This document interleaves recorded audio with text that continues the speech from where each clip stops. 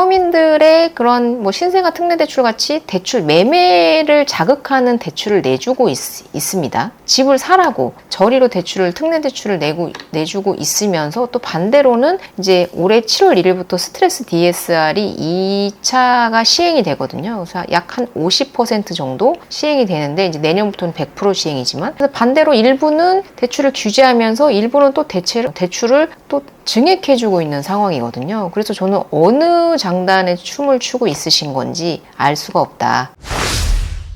세제 개편안이 발표될 때 이제 종부세와 상속세가 가장 큰 이슈기는 하지만 거기에 더불어서 취득세, 양도세에 대한 얘기도 검토를 하겠다고 발표를 했기 때문에 이번 7월달 세제 개편안에 취득세와 양도세에 대한 완화 관련된 것들이 나올지에 대해서도 한번 눈여겨 지켜봐야 될 것 같습니다.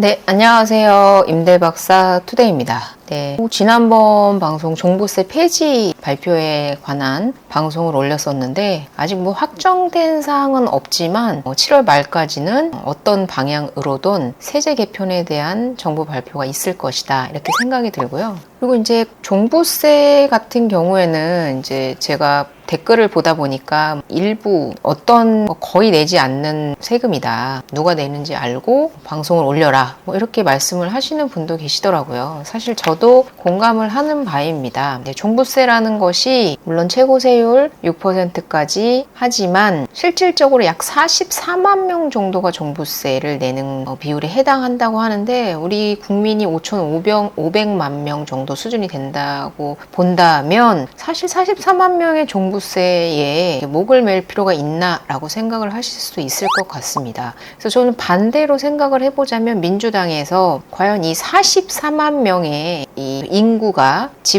종부세를 내지 않고 집을 보유하고 있는 것이 부동산에 얼마만큼 파급 효과를 줄 것인가 라고 생각을 하는 것인지에 대해서 한번 생각을 해보게 됐습니다. 정말로 정책에 영향이 있을 것 같아서 종부세 폐지를 반대하는 것인지 아니면 정말로 상징적 의미에서 서민정당을 대표하는 상징적인 의미에서 종부세 폐지를 단순히 부자 세금 그리고 그것을 폐지하는 것은 부자 감세다 라는 측면으로 반대를 하는 것인지 사실 궁금하고요. 근데 종부세 같은 경우에 이번에 국토교통부 장관님께서 말씀하신 거는 종부세에 대한 완전 폐지는 사실 저도 반대예요. 완전 폐지가 아니라 재산세에 통합을 해서 합산 가액이 어느 수준을 넘어가면 재산세를 추가 부담하게끔 하겠다라는 취지로 말씀을 한 거거든요. 그래서 이제 종부세라는 개념 자체는 없애고 그것을 재산세에 편입을 해서 종부세와 다른 개념으로 재산세에 합쳐서 보유세를 부과하겠다라고 이렇게 발표를 한 부분이기 때문에 사실 저는 그게 올바른 방향이지 않을까라고 생각이 들고요. 7월 달에 매년 정부가 세제 개편안을 발표를 하는데 여기서 가장 큰 이슈로 떠오른 것이 종부세와 상속세입니다. 그러니까 종부세 폐지와 상속세 인하에 관련된 것인데 사실 종부세 같은 경우에는 이미 여야 합의로 인해서 중과에 대한 부분이 완화가 됐기 때문에 종부세보다는 여론은 상속세에 관심이 더 많은 것 같습니다. 지금 상속세가 우리나라가 너무 징벌적이다 보니까 이거를 OECD 평균 수준으로 대통령실에서는 약 30%까지 인하하는 방안을 추진하겠다. 그리고 종부세에 관련돼서는 아예 폐지하겠다 이렇게 발표를 했는데 국민의힘 정당 쪽에서는요 뭐 정확히 몇 %까지라는 얘기 안 했고요. 상속세를 인하하고 대주주에 대한 할증 과세를 폐지하고자 한다. 그리고 종부세에 관련돼서는 다주택자의 중과세를 어느 정도 감세시켜줘야 한다라고 얘기를 했는데 반대로 민주당 같은 경우에는 상속세 세제 완화는 찬성을 하지만 부자 감세는 안 되는 것이고 먼저 확충 방안을 내놓아야 한다라고 얘기를 했습니다. 그리고 종부세 같은 경우에는요 1주택자의 경우에는 종부세를 폐지하는 방안도 검토해볼 만하다라고 발표를 했는데 사실 제 생각에는 종부세 왜 1주택자가 왜 5억짜리 서민들이 사는 아파트를 가지고 있는 1주택자와 100억짜리 아파트를 가지고 있는 1주택자를 똑같이 동일시해서 고려를 하는 건지 모르겠습니다. 이 종부세가 그냥 일반 15억짜리 아파트를 갖고 계신 분과 100억짜리 아파트를 갖고 계신 분 중에 15억짜리 아파트를 갖고 계신 분이 6억짜리의 추가적인 아파트를 갖고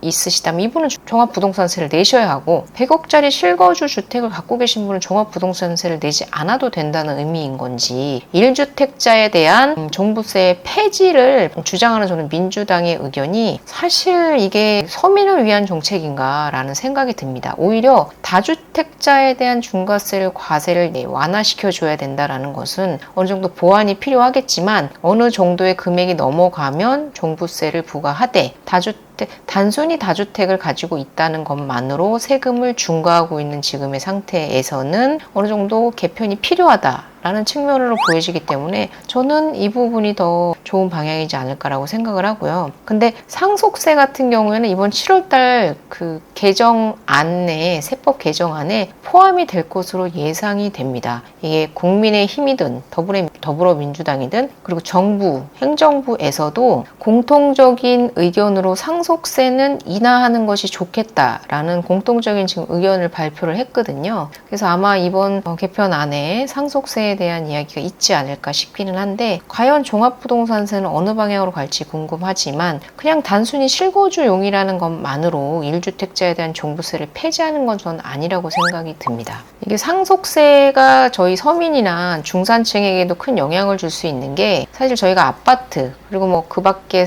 부동산들을 자연스럽게 상속을 받는 그런 경우가 있잖아요. 그런데 어쨌든 부모님들이 열심히 일해서 일궈놓은 그런 재산들을 자연스럽게 상속받는다라는 이유만으로 징벌적으로 상속세를 과세하고 있기 때문에 그런 중산층에 대한 세제 완화의 형태가 강하다. 이 상속세를 내야 하는 비중이 이제 거의 뭐 중산층도 거의 대부분 포함된다고 하니까요. 이제 돈을 많이 가지고 계신 고위층 간부나 그런 고가의 그런 부동산을 보유하고 계신 분들에게만 국한되는 내용이 아니다. 이렇게 생각을 하셔야 될 것 같습니다. 상속세 과세 대상이요. 49.5% 급격하게 증가했다고 합니다. 그리고 결정세액은 심지어 68.8%라는 어마어마한 세액 급증이 있었고요. 이제 아파트 가격이 상승을 하다 보니까 상속 가액도 늘어나는 거겠죠. 아파트뿐만 아니라 모든 자산 가액이 상승을 하면서 그 상속세에 대한 비중도 높아지는 건데 세금을 내야 하는 건 맞습니다만 그래도 너무나 징벌적으로 상속세 같은 경우에는 많이 내고 있기 때문에 이거는 기업을 운영하시는 분들의 측면에서도 내가 열심히 운영을 했는데 이것을 내 자녀한테 물려주면 그거에 대한 상속세로 50%씩 상속세로 떼줘야 된다면 이게 회사 운영이 과연 가능하라고 하는 것인가. 전문 경영인 체제로 가야 되는 것이 또 뭐 올바른 방안일 수도 있겠습니다만은 저는 그런 쪽의 전문가는 아니지만 어쨌든 자기 자녀한테 내가 일궈놓은 재산을 상속한다라는 것에 증여한다라는 것에 대한 이런 과도한 세금은 조금 지양해야 될 부분이 아닌가라고 생각이 듭니다.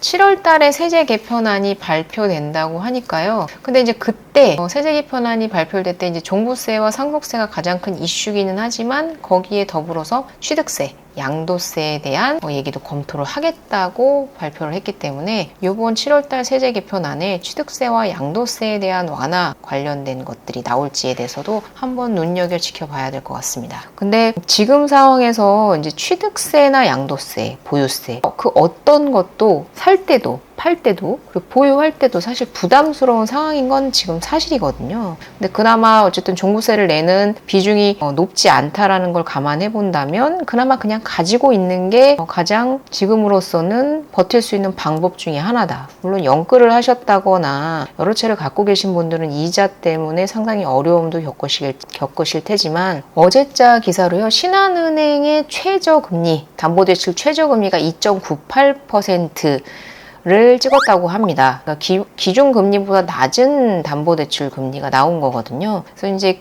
금리의 인하 기조로 인해서 담보대출도 계속해서 내려가고 있는 상태라 보유하는 것이 가장 지금으로서는 최선의 선택이다 이렇게 볼 수가 있을 것 같고요. 투자자 입장에서도 그리고 최초로 집을 구매하시는 경우에는 주택의 취득세가 1%에서 3%이기 때문에 사실 지금 중과를 하고 있던 하지 않고 있던 실거주, 실수요자분들이 주택을 사는 경우에는 주택을 매수하시는 데에 대한 그런 세금적인 규제가 없는 상황이다. 그렇기 때문에 지금의 물량 증가는요, 사실 2주택만 되더라도 취득세를 8% 내야 하거든요. 그리고 3주택 이상인 경우에 12% 내야 하기 때문에 사실 지금 주택을 산다라는 것은 사실 쉽지가 않습니다. 투자자 입장에서는. 그래서 실수요자분들이 취득도 하고 계시고, 그리고 양도하시는 것보다는 보유하는 측면이 더 지금으로서는 안전한 상황이기 때문에 가지고 계신 분들은 팔지 않으시고, 그리고 수요가 계속해서 유입되면서 서울의 5월달 거래량이 5천 건을 돌파할 것으로 예상되는데, 이러한 여러 가지 관점들로 봤을 때는 아파트의 임대 수요가 임대 공급 차원에서 상당히 큰 심각한 상황에 놓여 있다, 이렇게 말씀을 드릴 수 있을 것 같아요. 그러니까 취득세, 보유세, 그리고 양도세, 그리고 심지어 종부세까지 모든 정책에서 지금 중과를 하고 있는데요. 물론 양도세는 시행령을 통해서 지금 어느 정도 내년까지 중과를 유예하고 있는 것이지 아예 없어진 건 아니기 때문에, 근데 이제 그런 상황에서 아파트 가격이 오르고 있단 말이죠. 그리고 심지어는 전세 가격도 오르고 있단 말이죠. 전세 시장이 사실 심상치가 않습니다. 그래서 그런 관점에서 봤을 때요, 풀려거든 정책에 대한 그런 규제, 부동산 세제 정책에 대한 규제를 풀려거든 오래 하셔야 된다 라고 생각이 드는 게, 이번에 토호제도 고민을 하다가 목동 같은 경우에는 진즉에 확정이 됐고, 뭐 잠실이나 그 밖에 강남 지역은 이제 토호제를 1년 연장하는 걸로 확정이 됐는데, 요는 아파트 가격이 계속 올라가고 있기 때문에 토지 거래 허가 구역을 해지할 수 없다라는 내용의 발표였는데요. 근데 지금 토지 거래 허가 구역이라는 제도가 있는데도 불구하고 가격이 오르는 건 어떻게 설명하실 겁니까? 모든 정책이라는 것이 효용성이 있어야지만, 그리고 정책을 펼쳤을 때 그것에 대한 효과가 있어야지만 존치의 의미가 있는 것인데, 토지 거래 허가 구역은 그런 역할을 전혀 하고 있지 못하다. 그냥 다만 상징성에 불과하다. 저는 종부세와 토지거래 허가구역은 그렇다고 생각을 합니다. 근데 그냥 단순히 오르는 게 두려워서, 당연히 풀면 그쪽에 투자 수요나, 지금은 사실 실거래만 가능한 상황이기 때문에 투자 수요나 임대차 수요가 몰리면서 단기간에는 상승할 가능성도 있으나, 장기적인 관점에서 봤을 때는 이미 집값이 빠르게 오르고 있는 상태에서 토지거래 허가구역을 풀어버리면 투기를 조장하는 것밖에는 안 되거든요. 가격이 올라가고 있는데 규제까지 풀어버리면 더 폭등하게 되어 있는 것이 부동산이기 때문에, 지금이 꿈틀꿈틀하고 있는, 오르지 않고 거래량만 늘어나고 있는 지금의 상황에서 정책 규제를 어느 정도 풀어나가셔야지만이 폭등장을 막아낼 수 있을 거라고 저는 생각을 합니다. 임대차 3법에 관련된 문제로서 7월 달부터 전세가가 더 폭등할 가능성이 있다라는 점도 인지를 하고 계실 거라고 생각을 하고요. 그런 이유로 해서 지금 빌라를 12만 채 사들여서 임대차를 공급하겠다고 얘기를 하고 있는 거고요. 그리고 양도세 중과 또한 거래에 대한 멸종장을 어느 정도 해소하고자, 거래가 서울 거래량이 1000건까지 떨어졌을 때 그때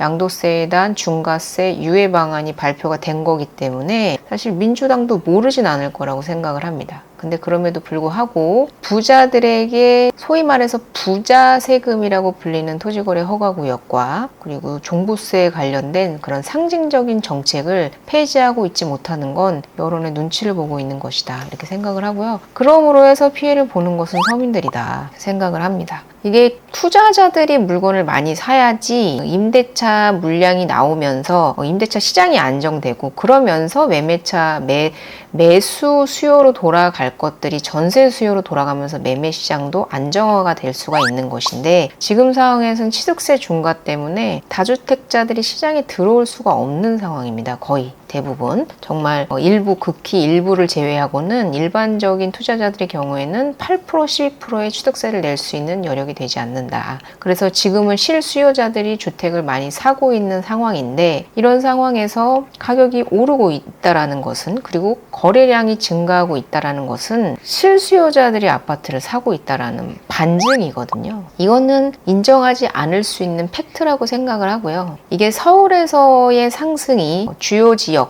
뭐 잠실, 강남, 송파, 서초 이런 지역들을 중심으로 해서 그 온기가 퍼져나가면서 경기도 지역까지 영향을 주기 시작을 하면 내년, 내후년에 예정되어 있는 그 너무나도 부족한 공급 물량을 고려해 봤을 때 정말 상당히 큰 영향을 줄 것이다. 정말 심각한 상황에 놓여 있다. 사실 근데 정부 같은 경우에 부동산 방향이 어느 방향으로 가야 될지 정확하게 기조가 있어야 되는데 제가 봤을 때는 정확한 기조가 보이질 않아요. 그래서 강화 쪽으로 갈 건지 완화 쪽으로 갈 건지 방향을 못 잡고 있다는 생각이 들어요. 이게 눈치를 보는 거기 때문인 건지 아니면 아직 방향성을 못 잡은 건지는 모르겠는데요. 정확하게 어느 방향으로 흘러갈 것인지에 대한 그런 정부의 정확한 정책 방향성을 잘 이해하지 못하겠다. 그런 생각이 듭니다. 어떤 것은 강화를 하고 어떤 것은 풀어주고, 그러니까 서민들의 그런 뭐 신생아 특례대출 같이 대출 매매를 자극하는 대출을 내주고 있습니다. 집을 사라고 저리로 특례대출을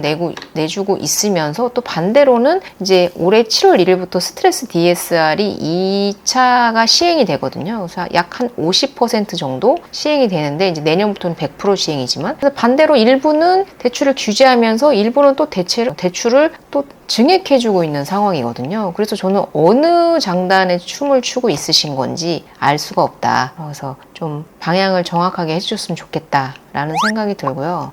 아파트 값이 오르고 나서 정책을 펼치시면 그때는 늦습니다. 저는 지금이라도 토지거래 허가구역 빨리 푸시고 그리고 취득세와 양도세 그리고 종부세에 대한 세제 개편 방안이 반드시 나와야 된다고 생각을 하는 바입니다. 네, 이상 오늘은 여기까지 마치고요. 좋은 주말 되시고요. 도움이 되셨다면 구독과 좋아요를 부탁드리겠습니다. 감사합니다.